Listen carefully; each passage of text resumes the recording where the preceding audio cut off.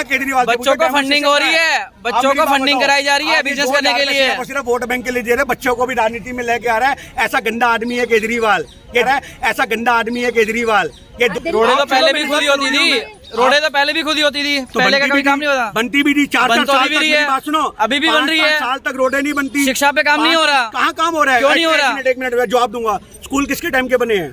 पहला जवाब आपसे है, सवाल दो।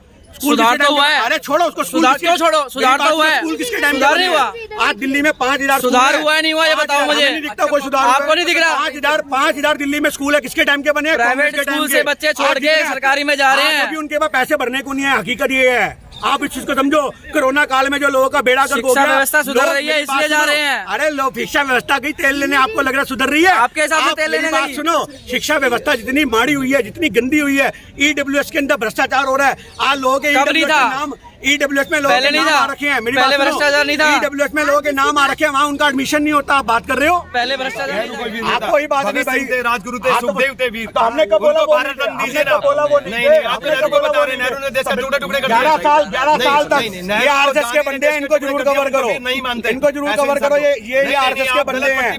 आज ये आरएसएस के बंदे हैं। आज भी उनको आतंकवादी घोषित किया हुआ भारत सरकार ने। आज भी उनको शहीद हमने कब बोला? भगत सिंह नेहरू कहाँ से आगे? नेहरू गांधी तो देश का बंटवारा किया है उन्होंने, उसके अंदर उनका योगदान था। आज भारत को भुगतना पड़ रहा है दोनों तरफ से, वो इसीलिए भुगतना पड़ रहा है। नेहरू कोई देशभक्त लोग नहीं थे, भगत सिंह थे, राजगुरु थे, सुखदेव थे, उनके लिए वो थे देशभक्त। एक मिनट, भगत सिंह को फांसी हुई, मेरी बात सुनो, उसके खिलाफ मुकदमा किसने लड़ा? गांधी जी चाहते तो बचा सकते थे। फांसी हुई, उसका मुकदमा किसने लड़ा? जवाब दो। भगत सिंह चाहते तो बचा सकते थे उसको। लड़ा मुकदमा भगत सिंह की फांसी का? बताओ, पता है? आरएसएस के बंदे ने लड़ा। क्यों नहीं करा आपने? क्यों नहीं करा? आप गूगल करो, आप गूगल करो। फिर मैं तो भगत सिंह का चाहने वाला हूं। भगत सिंह जिंदाबाद करते हैं। अब नेहरू के चाहने वाले नेहरू नहीं, नेहरू ने बेच कर की बात कर रहे हो। नेहरू को आज हमारे देश के अंदर ऐसे लोग हैं जो देश तोड़ने का काम करते हैं। हमारे देश के अंदर ऐसे लोग हैं जो आरएसएस और बीजेपी के संगठन से जुड़े हुए हैं। मेरी बात सुनो, आज ये जिस आदमी ने 11 साल जेल में काट दिए नेहरू ने, जिस महात्मा गांधी ने गोली खाई सीने में भारत के लिए, आज ये उनको देशद्रोही कह रहे हैं। जिस तरीके से लगातार हिंदू मुस्लिम हो रहा है, फिर से वही स्टार्ट हो गया, तो क्या कहना चाहेंगे? देखिए स्टार्ट क्या होगा, ये तो बीजेपी की नस नस में है। आप ये मत को ये फिर से स्टार्ट हो गई है, तो 1925 से जब से आरएसएस बनी है तब से स्टार्ट है। अच्छा। आज हमारे देश के अंदर हिंदू मुस्लिम के जो जितने भी आज कारनामे हुए हैं, जितने भी दंगे हुए हैं, इसके पीछे आरएसएस का हाथ है। हाँ। और ये जब तक आरएसएस का संगठन मजबूत रहेगा, हिंदू मुस्लिम भारत की जड़ों में, नसों में फैलता रहेगा। अगर उस हिंदू मुस्लिम को आप खत्म करना चाहते हो तो भारत के लोगों को जागरूक करना पड़ेगा, पढ़ा लिखा बनाना पड़ेगा, आरएसएस के संगठन से दूर करना पड़ेगा। और उसी को लेकर कांग्रेस पार्टी ने भारत जोड़ो यात्रा शुरू करी है कि नफरत छोड़ो भारत जोड़ो। आज यही एक इसका भारत जोड़ो यात्रा का मेन मकसद है कि जम्मू कश्मीर से लेकर के कन्याकुमारी तक की जो यात्रा चल रही है, इसका मकसद ही सिर्फ यही है कि जो हिंदू मुस्लिम समाज में फैला हुआ है उसको खत्म किया जाए। लेकिन गिन्नी जी, कहा जा रहा है कि आरएसएस कोई धमाका करने वाला है। धमाके तो वो करते ही आ रहे हैं, आपने ये तो देखा ही नहीं। धमाके कब नहीं हुए? बाबरी मस्जिद के कांड देख लो आप, 2002 गुजरात दंगे देख लो, दिल्ली देख लो, आप 1947 के दंगे देख लो। आपने ऐसा कौन सा दंगा छोड़ा है जो आरएसएस ने कवर ना करा हो? आरएसएस के बंदों ने। और सबसे बड़ा धमाका तो नथुराम गोडसे ने गांधी को गोली मार के कर दिया था। अगर अभी भी, मेरी बात सुनिए, अगर अभी भी कोई धमाका होगा तो भारत के युवाओं के ऊपर धमाका होगा जो अग्निपथ योजना के द्वारा किया जा रहा है। आप ये मत सोचो कि भारत के धमाके नहीं हो रहे हैं, लगातार साइलेंट धमाके कर रहे हैं, हिंदुस्तान की जड़ों खोखला कर रहे हैं। चाहे कितना भी मोदी जी का विरोध कीजिए, उन्हें अपना काम करना है। सेंट्रल बिस्तर तैयार हो गया। हाँ बिल्कुल हो गया जी। बुढ़ापे के अंदर ऐश भी तो करनी है आदमी ने रिटायर होने के बाद। आप एक बात बताओ ना, सेंट्रल विस्टा जो बनाया गया वो किस लिए? क्योंकि ये, मेरी बात को समझिए, ये इसलिए हो रहा है, देश भूखा नंगा हो रहा है और एक तरफ 20-20 हजार करोड़ रुपए के इतने बड़े बड़े प्रोजेक्ट लॉन्च हो रहे हैं। ये इतिहास लिखा जाएगा, एक काला इतिहास लिखा जाएगा मोदी सरकार का, जिसके अंदर इन चीजों को बढ़ा चढ़ा करके लिखा जाएगा। आरएसएस के बहुत से बंदे हैं जो किताबें लिखते हैं अपनी, मेरी बात को समझना, भाषण देने की कला इनके पास भी बहुत अच्छी है। उसी वजह से आज मोदी जी इतने ऊपर पहुंच सके हैं। तो मैं आपको एक ही बात कहना चाह रहा हूँ, सेंट्रल विस्टा जो आज इसका उद्घाटन हुआ है, ये भारत की गरीब जनता के ऊपर वार हुआ है। 20,000 करोड़ रुपए से दिल्ली में कितनी झुग्गियां बसाई जा सकती थी, कितने लोग जो सड़कों पर रहते थे उनको पक्के मकान दिए जा सकते थे, पर नहीं। आज मोदी जी को आलीशान बंगला चाहिए था, आलीशान कोठी चाहिए थी, जहाँ पे हवाई जहाज भी जमीन पे उतरे उनका, और वहीं से वो उड़ करके कहीं पे भी पहुंच जाए। तो इस चीज का विरोध हमेशा रहेगा। सेंट्रल विस्टा में कहा जा रहा है 20 ऐसी ऐतिहासिक चीज है जिनको सबको घूमना चाहिए, उस चीज को देखना चाहिए। देखिए, देखने के लिए भी टिकट लगेगी, उसमें भी सरकार का बेनिफिट है। आप ये सोचो ना, गरीब आदमी को तो निचोड़ने के लिए सारी नीतियां बन जाती है। एक सरदार पटेल की मूर्ति बनाई है जिसमें टिकट लगती है, वो भी पहली बरसात में जब बनी थी तभी छो गई थी। अब ये बात बताओ, अब सेंट्रल विस्टा जो बनाया गया है, हम सेंट्रल विस्टा का विरोध नहीं कर रहे, पर देश के हालातों को देख के मॉन्यूमेंट्स बनते हैं, इमारतें बनती हैं और खर्चा होता है। एक तरफ तुमने अपने बीजेपी के कार्यालय बना लिए करोड़ों करोड़ रुपए के, उसके बाद 20,000 करोड़ रुपए का एक प्रोजेक्ट और लॉन्च कर दिया, पता नहीं और कितने कार्यालय और कितनी इस तरह की चीजें बनाएंगे। ये हम तो कभी नहीं जाएंगे, हमारे तो छाती पे सांप लौटेंगे उस चीज के लिए। नहीं, हमारे लिए गर्व की बात तब होती जब गरीबों के लिए झुग्गियां बनती। अब ये ट्विंस टॉवर जो तोड़ दिया, उसको धराशायी कर दिया, अगर उसमें कोई भ्रष्टाचार था भी तो उसकी तहकीकात करते और कम से कम हजारों लोगों को वहां पे बसाया जा सकता था। मेरी बात सुनिए ना, गलत जगह पे तो आज आपको दिल्ली की ऐसी जगह दिख जाएंगी कई नक्शे के हिसाब से तो कुछ है ही नहीं। आप एमसीडी का पर्चा उठा लो और दिल्ली के मकानों की सूरत देख लो, आपको जहाँ गली दिखनी चाहिए थी वहां पे आपको लोगों के मकान नजर आएंगे, खड़े लोगों ने 4-4 फुट तक बढ़ा रखे, आपको वो नजर आएंगे। आज नक्शे के हिसाब से है क्या? योगी जी का बुलडोजर फिर से स्टार्ट हो गया है। वो तो बुलडोजर उनका हर उसी जगह पे चलेगा जो आवाज उठाएगा। आज जो बंदा न्याय के खिलाफ आवाज उठाएगा वही बुलडोजर चलेगा, जो उनका समर्थन करेगा उसके पास तो बुलडोजर जाके नमस्ते करके वापस लौटाएगा। इस स्पीच पे क्या कहेंगे? उन्होंने किलो को लीटर बोला, उन्होंने तो मिनट में उसको ठीक भी कर दिया। पर आज मोदी जी अपने भाषण में जो बेटी बचाओ बेटी पढ़ाओ की बात बोलते थे, क्या वो ठीक कर पाए? आज जो 2070 की बात करता था अमित शाह, 2070 इन्होंने देख भी लिया, क्या ये उसको ठीक है? मेरी बात सुनो, उन्होंने बोला पटाओ, मोदी जी ने अपने भाषण में बोला बेटी बचाओ और बेटी पढ़ाओ, क्या वो ठीक कर पाए? आप मेरी बात बताओ। तो मैं आपसे ये कहना चाह रहा हूँ, मोदी जी ने अभी संस्कृत का मोदी जी ने एक श्लोक निकाला था, आपने सुना होगा, इतनी गंदी भाषा बोली, हमारे तो चाह करके भी स्टेटस पे लगाने की हिम्मत नहीं हुई। आप बात कर रहे हो तो आप इस चीज को समझने की बात है कि आज हमारे देश को जो तोड़ने का काम चल रहा है, हम उसको तोड़ने बिल्कुल नहीं देंगे। आपको व्हाट्सअप कर देंगे भाई साहब जो चल रहा होगा, ठीक है जी। आज इन भाई साहब को बहुत दिक्कत हो रही है कि मोदी जी के बारे में क्यों बोल रहे हैं, इनका भी बयान लो, इनका भी बयान लो कि ये मोदी समर्थक है। ना इनसे पूछो, ये कह रहे कौन सा संस्कृत में बयान मोदी जी ने दिया, लवेंडरम पता नहीं क्या क्या बोल गए, उसको तो हमारे लगाने की दिक्कत नहीं। 2070 की भी क्लिप हम इनको निकाल करके देंगे, हम इनको सारी क्लिप देंगे। मैं मोदी जी से सिर्फ ये पूछना चाहता हूँ कि 40 रुपए का ब्रेड का पैकेट है, 12 स्लाइस होते हैं, एक गरीब आदमी खाना तक नहीं खा सकता है, और आप आप सेंट्रल विस्टा की बात कर रहे हो, आपने गलत समझ रहे हो ना। मैं तो सिर्फ ना बहुत अच्छी बात है। आप गरीब आदमी के लिए सेंट्रल विस्टा पे किसके लिए बना रहे हो?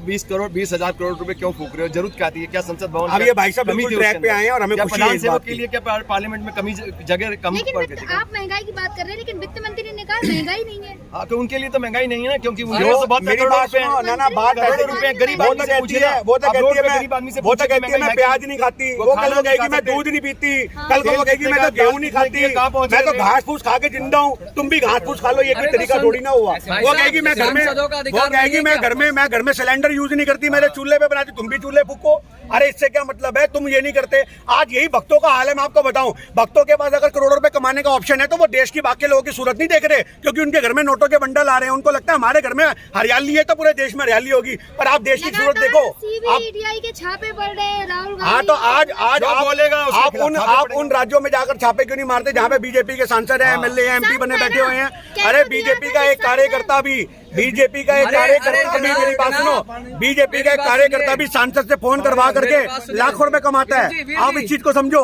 सांसद कहाँ बैठेंगे आप ये बताओ? अरे तो जा संसद भवन बुरा था, संसद भवन पहले बुरा था। आओ, नहीं पुराना होने से क्या मतलब है?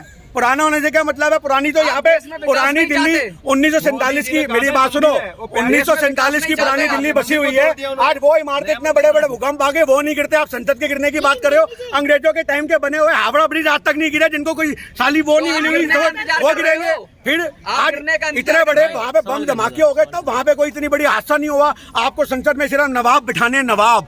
आपको एक विश्व के अंदर मैसेज देना है, क्योंकि इतिहास लिखा जाएगा तो ये तो मोदी ने क्या बनाया, तो सेंट्रल विस्टा बनाया। गिन्नी जी, मोदी जी ने पहले जो बयान दिए थे उसमें उन्होंने कहा था ना, इतिहास बदलेंगे, इतिहास लिखेंगे। हाँ, तो ये इतिहास तो हमारे देश के लोगों का लिखो, जो एक्चुअल इतिहास है हमारे देश के लोगों का। जो लोग है वो खाने को रोटी नहीं है। अरे आप मेरी बात सुनो।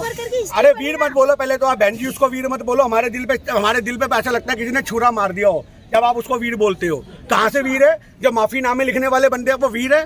वो वीर है? वीर कौन था? वीर थे चाचा नेहरू, वीर थे महात्मा गांधी, आज सरदार वल्लभ भाई पटेल, ये लोग वीर थे। आप उनको वीर कह रहे हो? जो मौत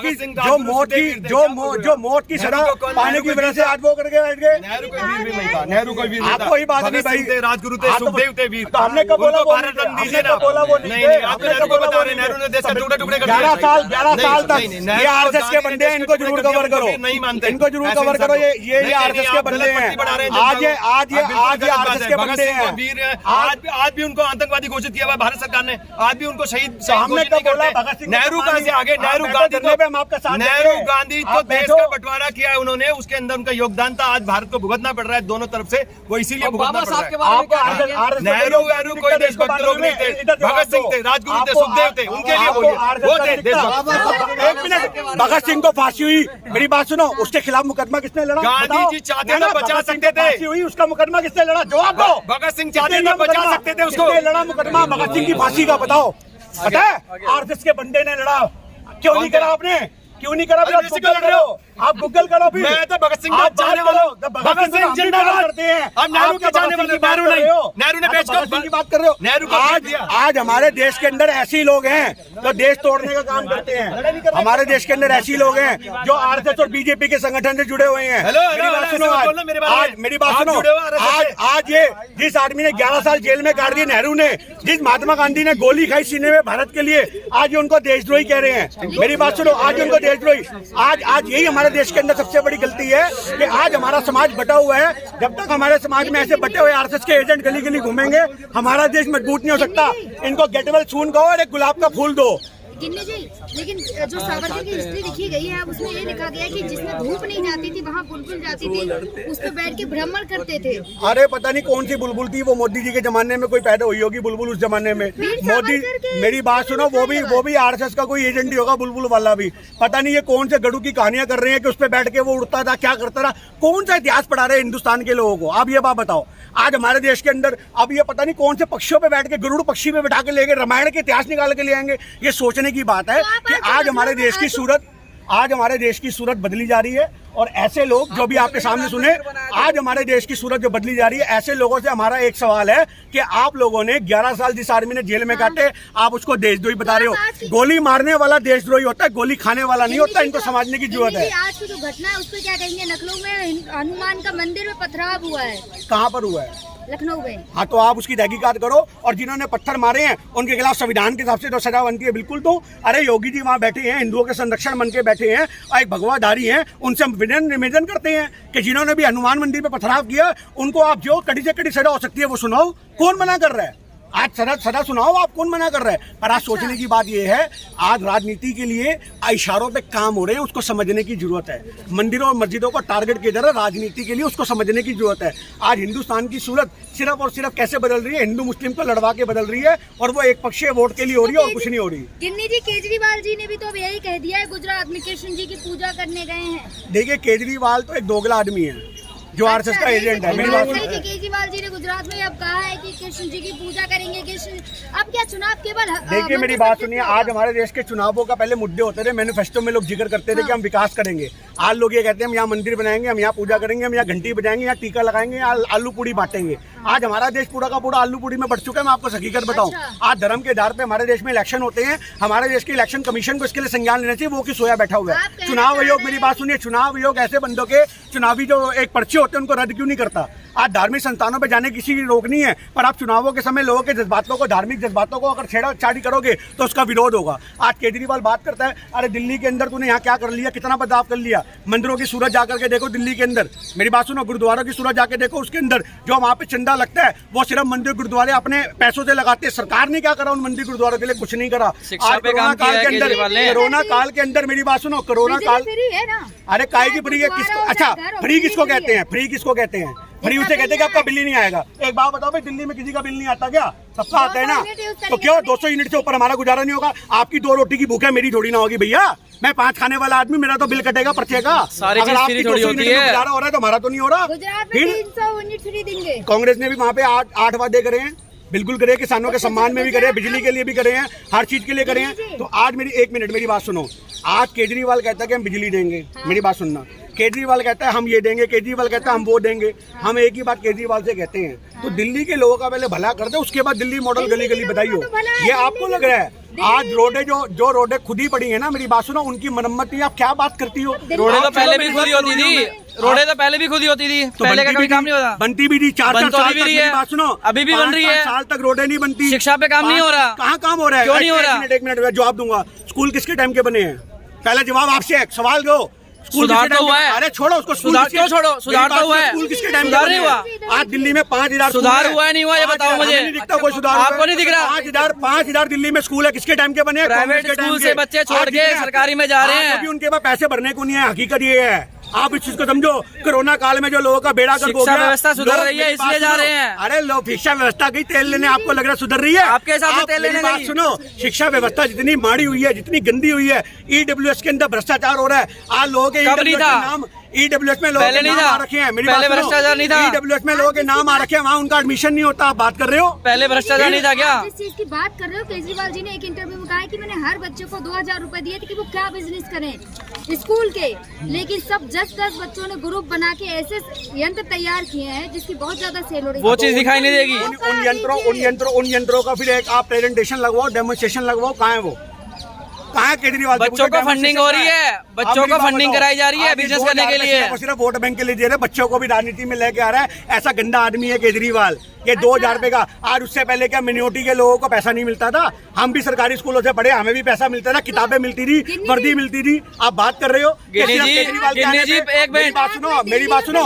आज इमारत, मेरी बात सुनो, आज अगर आज तुम्हारे पिता ने पहले नींव बनाई है ना, मकान बनाया, वो सबसे बड़ा काम था। तुम उस पे पेंट मार के चौधरी बन के अपने नाम की प्लेट लगा दो, मैंने बनाया। कमाल की बात कर रहे हो? एक कमरा डालने की तुम्हारी हैसियत नहीं होगी। आज तुम्हारा पिता था जो पुराने टाइम पे जमीनें खरीद के मकान बना गया। आज दिल्ली में 5,000 स्कूल बनाया, किसने बनाया? केजरीवाल ने। शीला दीक्षित ने वहां पे अस्पतालों का जाल बिछा दिया, फ्लाईओवर का जाल बिछा दिया, वो किसने बिछाया? शीला दीक्षित ने। मेट्रो दिल्ली में लाने वाला कौन? कांग्रेस सरकार। आप बात करते हो दिल्ली में इतना बड़ा नेटवर्क सड़कों का, वो किसने फैलाया? कांग्रेस ने फैलाया। केजरीवाल ने क्या किया? सिर्फ नारियल फोड़े। आज जितने प्रोजेक्ट, मेरी बात सुनो आप पहले, जितने प्रोजेक्ट फ्लाईओवर के हैं वहां से पानी छोटा है, पानी। फिर आप जाकर के देखो। आप एक बात सुनो, मेरी बात सुनो, आप फ्लाईओवर जितने बड़े बड़े बने हैं, बरसातों में पानी छोटा है। वो फ्लाईओवर जिस दिन ढह गए, हजारों आदमी का हादसा होगा। कांग्रेस का नाम होता जा रहा है। ये आपको लगता है कांग्रेस का सफाया? आपकी जुबान पे कांग्रेस आ गया, आपकी जुबान पे। जिस दिन आपकी जुबान पे कांग्रेस आना बंद हो जाएगा, मान लेंगे सफाया हो गया। जमानत जब्त, ठीक है जी। जमानत जब्त होने से क्या मतलब है? तो सही मायने में पप्पू नरेंद्र मोदी है, सही मायने में अगर पप्पू है तो हमारे देश का अमित शाह गृह मंत्री है। उनके बयान सुन लोगे आप तो आपको समझ में आ जाएगा। जो आदमी अपने अश्लील शब्दों से प्रयोग करता है, आपने सुना है वो बयान? कितने आदमियों को अपनी, आप लेडीज खड़ी हो, मैं तो बोल भी नहीं सकता, फिर भी मैं आपको इंडिकेशन देता हूँ। इतने आदमियों को अपनी गवानी पड़ी, फिर बाद में ओहो जान गवानी पड़ी। जिसको ये नहीं पता मुझे गा बोलना है या जान बोलना है, आप उसको होम मिनिस्टर से मान रहे हो? आप मुझे ये बात बताओ, जो अश्लील शब्दों से देश को संबोधित करते हैं, आप उन्हें होम मिनिस्टर मानते हो? बीजेपी में तो सारे संत है ना। बीजेपी में सब ऐसे हैं जिनके शब्दों का कोई तोलमोल नहीं है। मोदी जी पता नहीं कौन से अश्लील शब्द बोलते, लवेंड्रम फलेंड्रम, संस्कृत का उन्होंने पूरा पोस्टमार्टम कर दिया। मेरी बात सुनो, मेरी बात सुनो, लवेंड्रम ना भोजनम, पता ना क्या बोल गए, वो उन्हें खुद नहीं पता लगता। 600 करोड़ मतदाता बोल गए, वो उन्हें खुद नहीं पता लगता। उम्र के हिसाब से आदमी सठिया जाता है। अच्छा। और अब उनकी रिटायरमेंट का वक्त आ गया, उनको रिटायर हो जाना चाहिए। एक मिनट, अडानी, मेरी बात सुनो, अडवाणी को ये कह के बिठा दिया तू बुढ़ा हो गया, अब तू बैठ जा।